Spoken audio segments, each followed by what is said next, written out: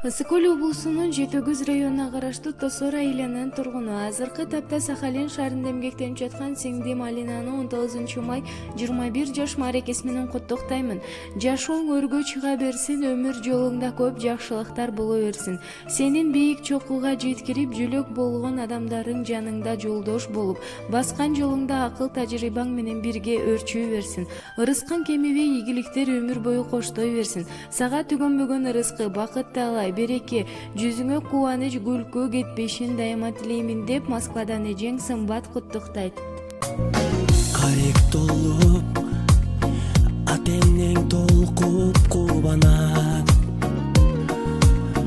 Келген элең, сен жаркап бүгүнүң алам. Көңүл сүйгөн сайран, достор менен майрам. Ар жыл сайын аюуланат.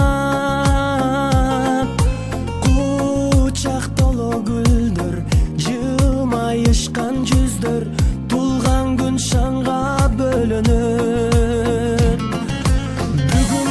Бүгүн сенин тулган күнүң, амандыкты тилейли, ден соолукта жүргүн, ачылсын ар дайым жаштык өмүр гүлүң, бактың сүйүң. Бүгүн сенин тулган күнүң, ата эне бир тууганга алтын башты ийгин, жашоонун кадырын узак жашап билгин, ойноп күлгүн.